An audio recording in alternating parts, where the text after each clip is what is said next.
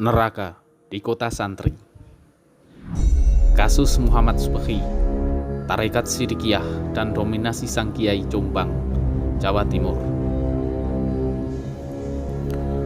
Tidak mengherankan, Jombang mendapat julukan Kota Santri sebab menjadi salah satu pusat pendidikan Islam yang melahirkan tokoh-tokoh Muslim berpengaruh dan memiliki banyak pondok pesantren yang tersohor. Pada tahun 2020, terdapat 124 pondok pesantren yang sudah terdaftar di Kemenak, Jombang dengan lebih dari 41.000 santri laki-laki dan perempuan.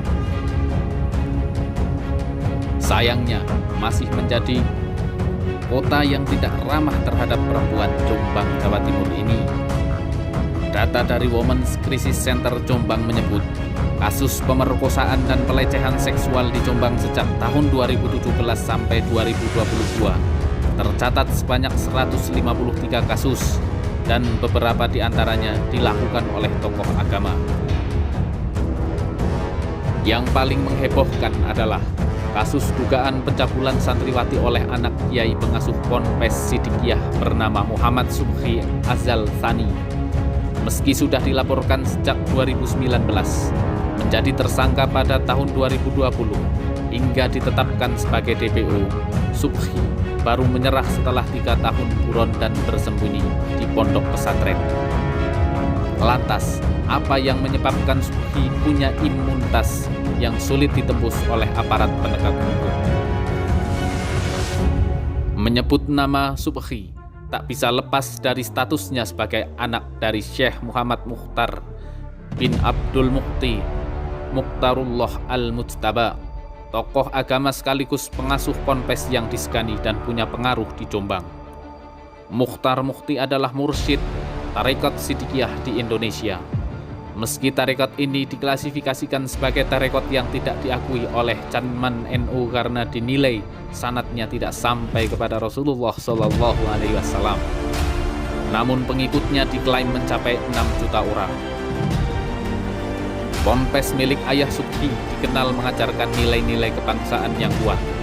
Pengaruh Kiai Tar yang disegani dan sikap organisasi Sidikiyah yang nasionalis menyebabkan pesantrennya dikunjungi oleh banyak tokoh politik, mulai dari Jokowi, Prabowo, Rahmawati Soekarno Putri, Gus Ipul, hingga Luhut Binsar Panjaitan pernah berkunjung ke pesantren Sidikiyah ini.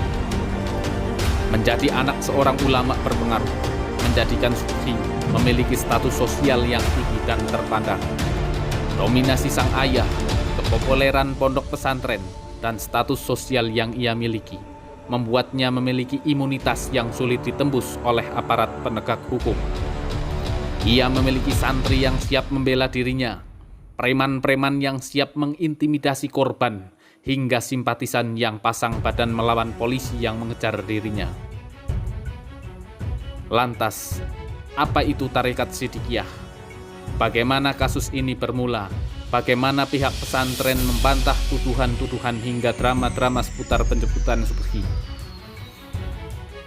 Diawali dari laporan seorang gadis pada tahun 2019, Muhammad Subhi, yang nyatanya telah melakukan pelecehan, pemerkosaan, dan penganiayaan kepada beberapa santriwati. Tahun 2020, dirinya telah ditetapkan sebagai tersangka, namun belum juga sempat dijebloskan ke penjara. Sampai saat ini pula, Muhammad Subhi masih terasa seperti kebal hukum, karena beberapa minggu yang lalu, dia dijemput paksa oleh polisi, namun beberapa pengikutnya, beberapa preman yang ia sewa selalu menghalang-halangi polisi. Sampai saat ini, beberapa santriwati yang menjadi korban bejatnya berjumlah lebih dari puluhan orang. Banyak santriwati-santriwati yang sudah diintimidasi olehnya dan orang-orang yang sudah disewanya. Apalagi menurut kabar yang diceritakan oleh para korban, Muhammad Subhi memiliki ilmu metafisika, di mana ilmu ini nyatanya hanya sebuah ilusi yang dia agung-agungkan supaya dia memperoleh banyak korban. banyak sekali para santri yang berhasil melarikan diri dari sergapan Subaghi. Namun mereka selalu diintimidasi oleh orang-orang yang sudah ia sewa. Sehingga kasus ini berjalan alot. Sejak tahun 2020 hingga tahun 2022, kasus ini selalu saja mengalami masa-masa buntu. Hingga pekan lalu, Muhammad Subaghi berhasil ditangkap oleh polisi dan sekarang statusnya sudah menjadi tersangka yang akan naik segera setelah ini menjadi seorang terdakwa kasus pencabulan, pemerkosaan, dan penganiayaan terhadap beberapa santri. Semoga sang ayah yang menjadi pemimpin Tarekat Sidikiyah ini juga lapang dada untuk menyerahkan anaknya ke proses hukum di Indonesia. Inilah yang menjadi PR bangsa Indonesia, bahwasanya masyarakat masih banyak yang mengklaim dan mengikuti kiai-kiainya, yang mana bahwasanya kiai tersebut belum tentu benar 100%.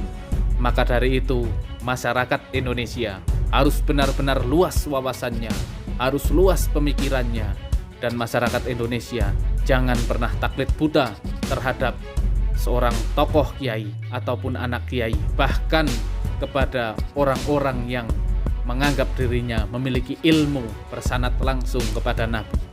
Karena manusia setelah Nabi tentunya memiliki banyak salah, memiliki banyak nafsu yang tidak terkendali, dan tidak memiliki rem yang untuk menghentikan seluruh nafsu-nafsunya.